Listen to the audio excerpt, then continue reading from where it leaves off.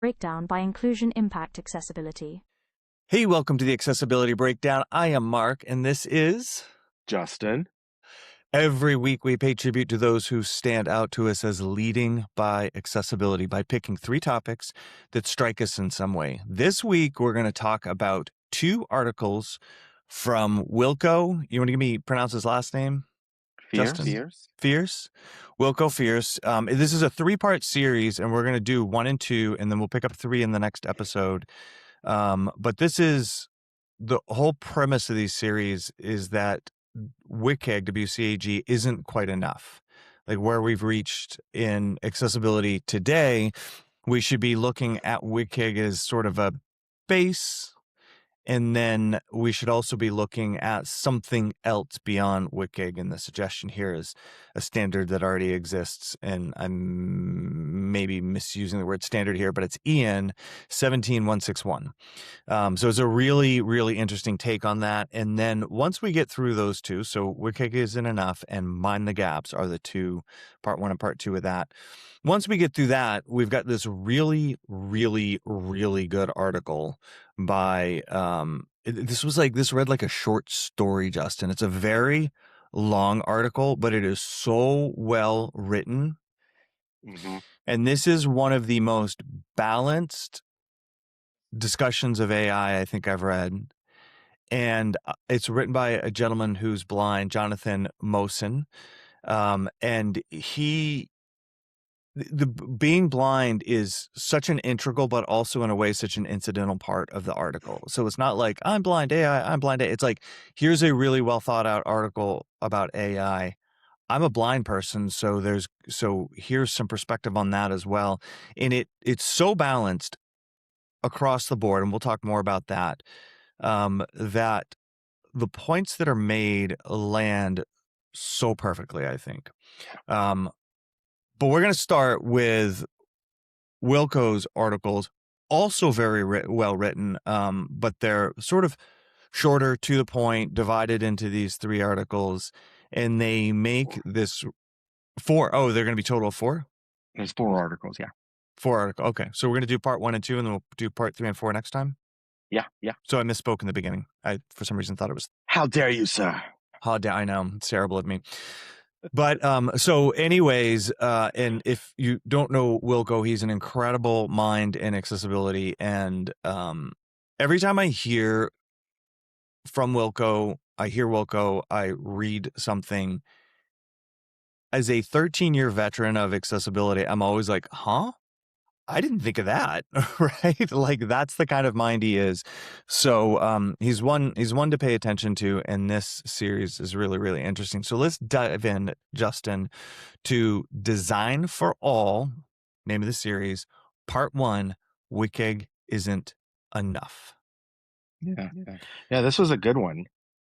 It's so in this series, Wilko is introducing everyone who hasn't known about it before to the EN standard 17161.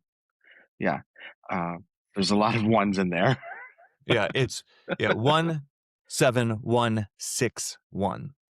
So 17161, 17161, however you want to say it. Yeah. I know I read it a bunch of times because I'll mess up that many numbers. Yeah, for sure. But what's cool about this is that it's a management standard. So similar to like ISO 9001 or some of these other ones, it's not providing you guidance on like how to make something accessible, but it's meant to provide that overarching architecture for organizations on how to approach accessibility for everyone and designing for everyone. Yeah, and I thought that was that's where, as I was reading, as you're reading, you kind of like have these epiphanies along the way and these revelations and like, oh, I get it. And I think that where Wilko's coming from here is that WCAG is great. It's been a standard for a long time. It is intended to be something that you conform to, right? And I was really pleased that he used the term conformance and not compliance. Compliance means typically indicates you meet a certain number of criteria, like from a hard standpoint. So you've got to meet these 10 things, check, check, check, check, check. Conformance means here's a bunch of stuff. It's not perfect. Try and conform to it. Meet it as close as possible as it makes sense for you. Yeah, compliance also usually has legal ramifications as well. You're complying with some sort of law. Yeah, compliance has a. So, anyways, this conformance, the whole what he talks about here is that you have to have something that you can sort of specifically measure against in order to have these he didn't use the term, but they're like normative standards. So it says like whatever, it's got to be this. You measure it and you go, oh, it's that, right? So color contrast is probably one of the easiest ones to understand because there's a ratio there, right? There's a color contrast ratio guideline. You meet the ratio, you don't meet the ratio. That's very binary, right? And that's a great place to start. And he's not saying like, hey, we don't need WCAG. He's saying once you've done that, there's still a lot left over that's you may not have accomplished, largely because you were sort of held to these standards that had to be measured. And in order to create something that has to be measured, that in itself is a natural limitation. Mm-hmm. Well, and also too, because it's a management standard, you have to provide evidence that you're adhering to it. And so that's one of the places he gets into in the second article, which is on mind the gaps between WCAG, what we know today with 2.2, and where WCAG 3 has kind of promised it's going to go. When we were at CSUN, one of the things that I got jazzed about. I was going to say, I think you're talking about the concept of assertions. WCAG 3 is going to introduce this concept of assertions, which an assertion is like, do you have a policy? Have you done user testing? So it's not like, does this meet color contrast? It's like, have you done these things? And you could say, yes, I have a policy. And I think this is part of one of Wilko's points here. And that policy could be junk, right? But you could say, yes, I've got a policy. So that's kind of the gap in the assertions. But anyway, sorry, I just wanted to explain that assertions, I think, is where you were headed.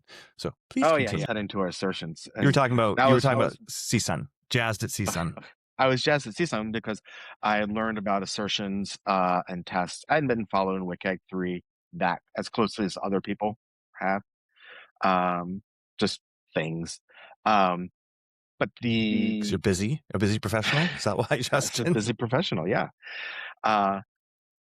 But what I liked about assertions was that it did start to close some of those gaps. It started to provide more of that evidence for adherence or conformance to a particular test or success criteria. So that really kind of interested me, and I was kind of curious to see where that was going to go. So yeah, but I like how he's layering these different standards on top of each other to really give a much clearer picture or like yeah, sorry. This is what. So I just wanted to break this down for like the layperson. If you're like, what do you, I need to read these articles. I'm not sure what to about. So this is for a long time in accessibility. We've been saying the WCAG gives you a really good baseline, right? If you go from 0 to as closely conformant to WCAG as possible, you end up with something that's pretty darn accessible. But it's not perfect. So we've been saying for a long time, we being the collective accessibility community, that if you want to go beyond WCAG, you've got to do user testing. So you can think of this EN 17161 as a very, that's pretty good. I did glance over at it. I have to cheat. I cannot just say it yet. I have to look at it. EN 17161. That was subtle, right? That is sort of us saying user testing. That's formalizing what that really means. And I don't mean to narrow that to just user testing, but it's kind of that notion. Like if you have student-facing educational material, and I think this was an example. I think this was I'm Yeah, going to yeah. butcher it, but this was kind of an example. And particularly if you know that there's a lot of students who have American Sign Language first as their, their primary language is American Sign Language, you then probably need to test that material and to include and to test that material for the effective inclusion of American Sign Language as one of the ways that that content is expressed, right? Nowhere in the world of WCAG would you get that. But in this sort of case, and was the other interesting thing about EN 17161 I found, was that it kind of accommodated for that. Like, well, what are you doing with this? Like, WCAG's like, everything follow this, and this is like, well, what are you doing with it? Are you showing it to a bunch of people who are ASL first?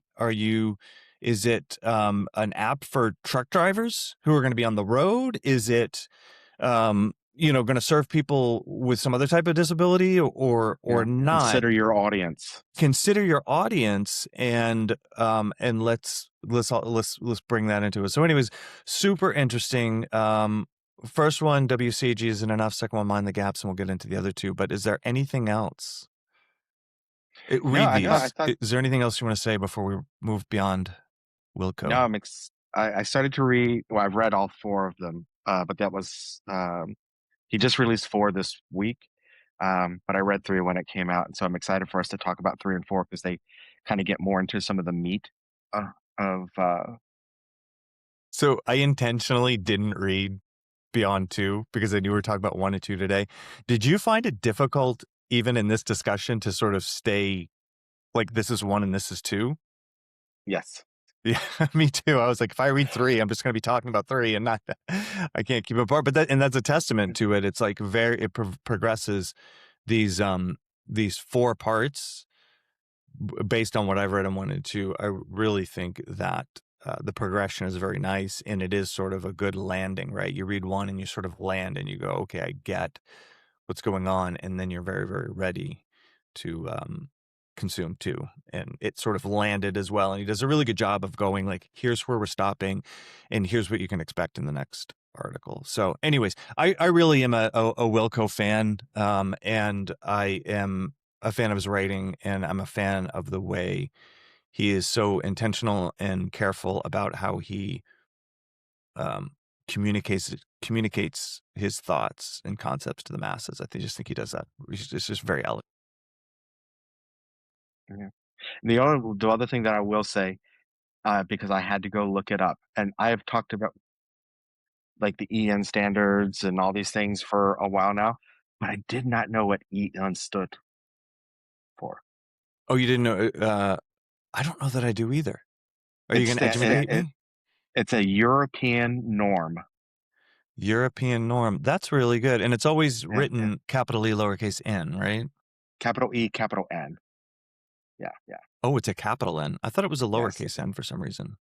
Capital. Okay, well, and I'll trust the guy without dyslexia on that one. But it's these set of standards that have been adopted in Europe, across European countries. Okay. European norm. Yeah. So EN 301549, which I did not have to look at, that's the other one that's really talked about a lot in our industry, and that's the one that matches. It refers to WCAG, and it's the one that the European standard for accessibility points to for those of you who. Go ahead. But EN standards cover other things too, like hard hats. Mm-hmm.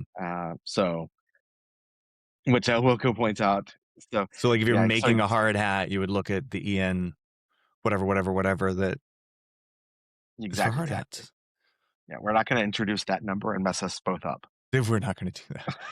It's going to be hard enough because I've got EN 301549, like that's burned in, and then so EN 17161, I got to burn that one in and keep them separate. It'll take a while. So it's 67 separated by ones.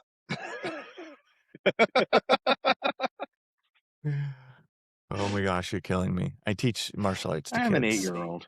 Yeah, I teach martial arts to kids, and I had quite enough of 6, 7. But you know what? We did our thing. I don't know. I'm not sure what it was back then, but I'm sure that there was something I said over and over again that drove my parents and teachers a little batty. All right, Yeah. so let's dive into this article by Jonathan Moson. Mhm. And did you I meant to dig into him, and he's American Federation for the Blind. Mhm. What was his title over there?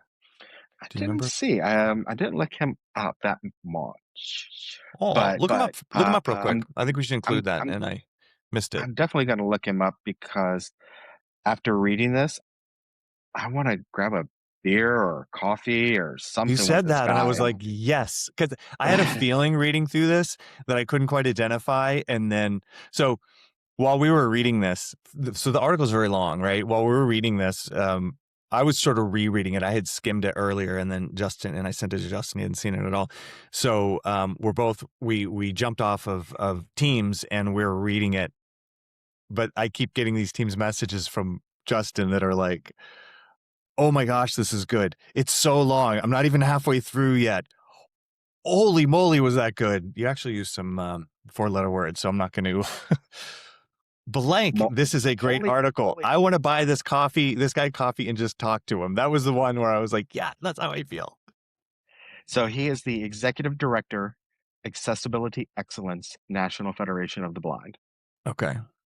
So that's really the reason why I think that's important is because it's just important to understand the authority that he brings to this article and the fact that he could have leaned into I'm blind, I'm blind, I'm blind. But again, like I really just appreciated how this was an article by a person about AI and being blind, and he also is losing his hearing, which we'll talk about in a minute.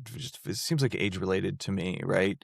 But those were just gentle and somewhat continual, or they would come in and out of the discussion a little bit, but you didn't in any way feel like you were banged over the head with any of it, right? With anything, and it made it so. And it's a skill, and it's obviously a skill that Jonathan has honed over the years of being a communicator and a writer. But it just made it all so easy to onboard, in my opinion, if that makes Mhm. sense, because none of your little defenses were kind of raising up. You were just in it, and it was great. So the name of this article is Artificial Intelligence, History and Blindness, Lessons and Musings. And I'm going to tell you right now, it's like a short story. So this is like kick your feet up on the beach and read this one, because you're going to sink into it. You're going to enjoy it, and it's going to take you a little bit of time. So Jonathan, as we talked about, is blind. He's also hard of hearing. One of the interesting things I found this is one of those articles you think about afterwards. And as I was thinking about it, I was like, you hear about people who are deaf blind, and it's like this thing, right? But what I was thinking about is I'm like, I never really stopped to think that somebody who's blind, and maybe they're relying on their hearing throughout their life, they're no more immune to hearing loss as they get older than anybody else. So this one of the kind of hidden undercurrents I found is this idea, or this real deep sort of understanding I got of how when you're operating in an environment like the world as somebody with a disability, how that kind of does morph and change throughout your life based on these other things. So, he was a big music buff. Dude, he brought up the Beatles, which won me over. Because I'm a huge Beatles fan, and like I got into that section where he was talking about music, and I'm just like, that's where I was like, yeah, cup of coffee, man. Like he started going into the music stuff. I'm like, this is great. And but so the whole discussion though is on AI, and it's this very balanced discussion that's like AI is not good, AI is not bad. We as a society need to decide how we're going to use it, regulate it, what, all those kind of things. And the best part, and then I'm going to stop here for a minute, Justin, because I wanted to hear really like what drew you in about this article. But the best part about it is he goes through these really interesting points in history when this same phenomenon has occurred over and over and over again, and compares AI to these phenomenons as almost a roadmap for how we can think about and think about how we address these things. But I'm going to stop because I just talked a lot, and I want to hear what really resonated for you in this article. A lot. One of the things that I've talked about when I talk to people about AI is the historical significance of AI. And it really has the power to be something on par with the internet, mobile devices, potentially. Like it could also fall flat based on government regulations, whatever we end up doing next, environmental concerns. So they could always be scaled ally. So, but what I liked about what he was talking about was he was looking at it from how different companies, different things tried to kind of squash new technological advances. And he used the concept of like the BBC coming online in the early 1900s. And the newspapers pushed back against the radio and said they can't come on after 7 p.m. We've got to be able to get our news out. And so there was like this pushback on how quickly they could get information out. But then there was this big strike, and the newspapers went flat, and the BBC was the only way people were getting news. And that's when it took off. And then there was no going back, right? And there was no going back. You weren't going to put that genie back in the bottle. Yeah. And the newspapers didn't go away. They adapted. That's what I thought was really an interesting point about that. So let me ask you this, Justin. Do you think I think you said it, right? This thing keeps happening over and over again, regardless of whether it's the BBC coming in with radio and it making newspapers nervous. Video kills the radio star. He brought that up, and I'm like, that's like a single. We were there. We lived through that, and that was the first video MTV played. They're like, we know what's going on here. Video killed the radio star, and it didn't. We still listen to radio for a long time, but and I think he kind of says this. But do you feel like it's just fear of the unknown? Like, are we just every time something new comes up like that, because we're human beings, we just are going to, at least in part, react with fear? I think so. I think that is, some behavioral scientists could probably talk better about it. Maybe it's part of our monkey brain that we're always standoffish about seeing something new. We have to experiment around it, test the edges before we fully adopt it. But once we do, then we're all in on it. It becomes a new tool, and off we go. So what do you think about this? Like, we've got this fear, and when you look at the BBC radio newspaper example, the fear is the newspapers being afraid of radio wrecking their business, right? It's pretty binary, pretty straightforward. With AI, there's a lot of different fears, I think, and one of them is similar, right? It's kind of, we're at least seeing the shots over the bow that maybe it's going to happen, and that's people are going to be replaced by AI from a job standpoint. I think the jury's still a little bit out on how much that's actually going to go on, but whatever, we're seeing it. That's at least being cited as a reason for layoffs and so on and so forth.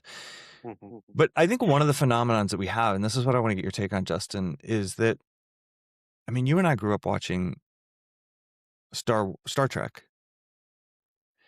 and Star Wars and the Terminator, and we've seeing both positive and negative, but I think that, when people say AI, it's not uncommon for Skynet to fall out of somebody's mouth right after, right?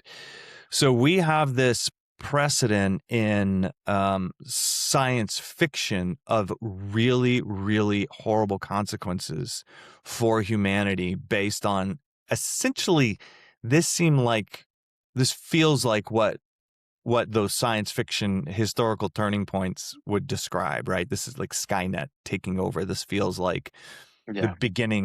could be the beginning of that. So I don't know that in any of the examples that we also had these examples of our fiction really speculating some horrible things prior to this technology coming about. Welcome, Kat.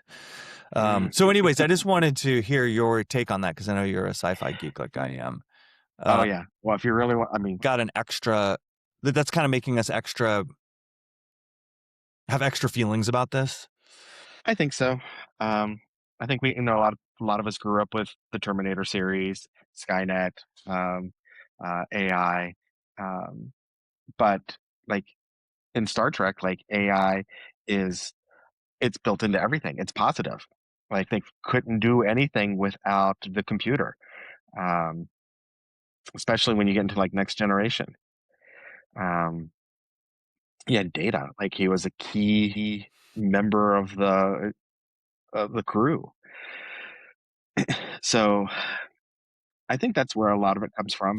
Yeah, that was an example where they had successfully built in all of these fail safes, So it could be both the speculative example of what we need to do, along with the fear of like Skynet.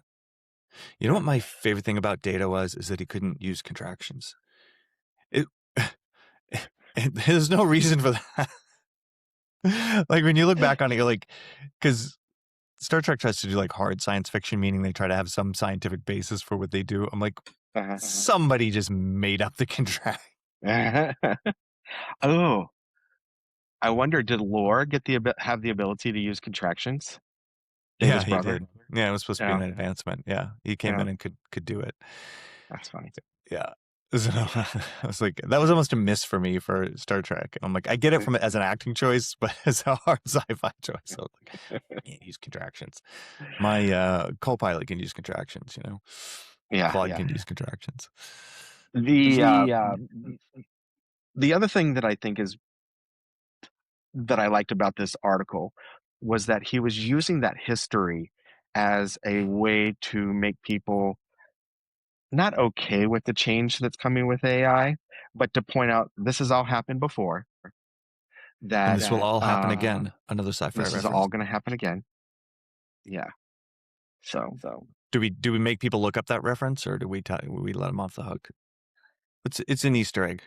If this has all happened before, it'll all happen again. See if you can figure out where that reference is from. Sorry, Justin, I keep interrupting you. that's okay. My house is waking up now, and so the dog's barking upstairs and everything. Yeah, well, and I saw you motion to your family that I'm on the phone. Like emergency. You need the red light to come on, like recording. I do. I need one of those. But let's talk some bit more about some of the stuff that he gets into with this article, because what he's trying to do is he's trying to make the case that AI is a tool, and good or bad, he calls out the environmental issues with it. He calls out the societal change issues with it, but he also talks about how, as someone who is blind, this tool is providing him capabilities that he did not previously have with other assistive technology. Right. I think he all but says that it's like just one of the biggest revolutions in his, as a blind person, in his ability to access. And he talks a lot about AI being able to describe, being able to describe an image, which is incredible, right? And you think of that initially and you're like, oh, cool, somebody forgets to put alt text on something and you can have the image described to you. Or you may even dive into like, oh, now on social media, when family post pictures, you can have AI describe the Mhm. images to you. But he talks about it, and this is what I'm talking about, is like he goes into these stories about how he uses it. And he talks about his wedding. In his first wedding, he told the guests, like, take pictures. Like, because both he and his wife are blind. And they're like, take pictures, we'll hang on to them, you know. And he's like, and then we had this pile of pictures that we never could do anything with. Right. You know, Mhm. like they kept them, but they didn't, they just sat there. I mean, that happens anyways, right? But at least Mhm. if you have sight, you know, they come out every once in a while and you go through them and you go, oh, remember when you look like that? How come you did your hair that way for the wedding? Blah, blah, blah, blah, blah. But when they, I can't remember what it was. What did they do? They renewed their vows or something. They had Yeah, they reviewed their vows, and they ended up having, I think in Vegas is what it said. Yeah, and they had two photographers come in and take the pictures yeah. so that they could have them described. Yeah. Again, this is a moment where, as a person with sight, I really felt like I was ushered so gently and cleanly into what it's like to be blind, because, you know, through my ignorance, I kind of was like, oh, well, you can describe, you know, your family members. It's not the same as seeing them though, but that's kind of nice. They can participate in the, you know what I mean? I had like this kind of like, but the way that Jonathan described it, it made me really realize, no, a person who's blind, this is how they take in the world, is through this audio content. So having their family described in a photo probably feels just as good to them as looking at a picture of the family does to somebody with sight. And so it really was nice getting that perspective. And it made you feel really good that Exactly. Jonathan and other folks who are blind now have AI to describe and how important, you know. And it also made me wonder, like, from a decorative image standpoint, you know. So if you're, Mhm. you know, you can mark an image decorative because it's meant to just look good. If it's like there's more that we need to think about there. If you need to really think about your decorative image and go, well, is it truly decorative, or is there something illustrative in here that really would be valuable to a blind person? Just a side thought. I don't know that we need to change the world that way right now, but it made me think about, like, what is Yeah, decorative? yeah. Well, that's one of those cool things that's, when Jaws introduced some of the AI capabilities, and like Be My Eyes and some of these things that are more visual. Yeah. Like Be My Eyes does a great job with all that. yeah, you now have this opportunity when to actually look at the page and have it describe and pick up those decorative images and see how they're actually being decorative and they're adding to the page. Yeah. Uh, so The that's really other the cool. other really cool thing that he did, and again, I wouldn't have even have thought of this, but you know, necessity being the mother of invention. Boy, I wish I could remember the details of the stories better. There were so many of them, but he was traveling somewhere and he told AI to go out and gather. Was he traveling or was he? He was moving. He's moving buying into a house.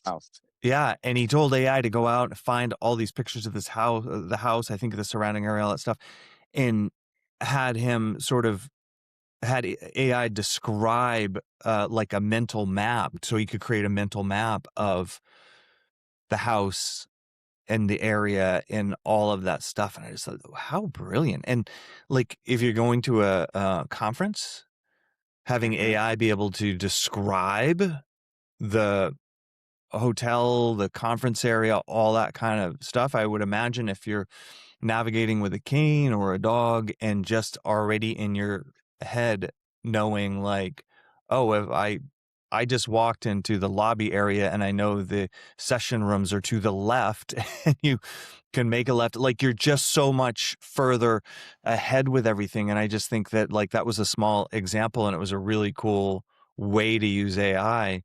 Um, but the implications, I was like, are Yeah, huge for yeah. this.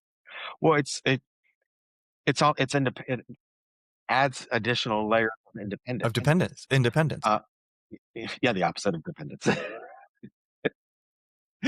But yeah, what's that like? Conferences have people that will show you around and help you like understand where the floor is, and they'll walk you through and everything. But now through AI and vision tools, you don't need those people. You don't have to go up and ask for that sort of thing. So like what he was talking about, he was saying like, a lot of older adults, when they start to lose their sight, they don't necessarily become screen reader users because it's something else to learn. They may not have the time. But if you could rely on AI to bridge that gap, then you're losing your sight, but you still get to keep your independence. You don't have to learn some of those tools, like the ability to go up and ask to be shown around for things, or how am I going to drive a car, because we're going to have self-driving cars. Like, there's AI is going to bring a lot of benefits to those that need that additional help with sight or hearing. So we need to wrap up soon, but there's one last thing I wanted to bring into this, and we can't even read the article because we can't even touch upon all these concepts that Jonathan brought up. But the other one that I found really interesting, and I think it's a good counter to, or not counter, but addition to everything that we're talking about here, is he talks about meta glasses and how useful those are to somebody who's blind, because in real time, like if you're blind, you can now walk into a crowded room and be like, with your meta glasses or whatever smart glasses, you can be like, who's in the room? And a couple of things I've just in hanging out with blind people, like that's one of the things that people with sight take for granted, is that they can look across the room and I go like, oh, there's Justin. He's here. Where if you're blind, it's literally a more arduous process of somebody having to introduce themselves or a friend having to say, oh, Justin's here. You don't get that sort of instantaneous, I can scan the room and know who's around. But with something like smart glasses, you do. You also can have real-time descriptions, like we're talking about, of the environment with those smart glasses on your face, with your perspective and all that kind of stuff, your specific surroundings. So it's huge. However, and this is a real story, he ran into a store that was like, stay out of here with your smart glasses, because there's a fear around them based on privacy issues, which there's probably some, or it's valid to a degree. Like, do you want to be in your the changing room of your gym and have people wearing meta glasses that can record? Of course not, right? Like so his point being, we need to be very careful about how we legislate, and we need to think about these privacy laws, but we also don't want to take something that's incredibly useful for somebody like him who's blind and just sort of blanketly be like, I don't like these things because they violate privacy, so keep him out of my store, because he's not going to go in your store. If you're not going to allow him to use that technology that it creates an equivalency, he's not going to go in your store. And so I just thought that was another in the sort of, this is the things we need to think about as kind of how this article goes. I thought that was a fantastic. Because I absolutely, the first time I saw a pair of meta glasses, they were on a friend of ours who is blind, and he was using them in much the same way that Jonathan talks about. And my initial response was the privacy implications. Like, I don't want to be recorded. I don't know where that data is going, especially because, so we may end up, maybe it's like service dogs, like, no pets allowed, service dogs welcome, no. Yeah, something like that. But it's got to be part of the conversation, or Exactly. it's going to be shut out. I think was the point. And that the way I just said that was probably like harsher than the way he presents anything in this article. Like I said, it was just so perfectly toned. Anyways, thank you, Jonathan. Wonderful article. Really appreciate it. Talking about leading by accessibility. This is just, both Wilko and Jonathan, I just thought were great pieces of content. We do have to wrap up, though.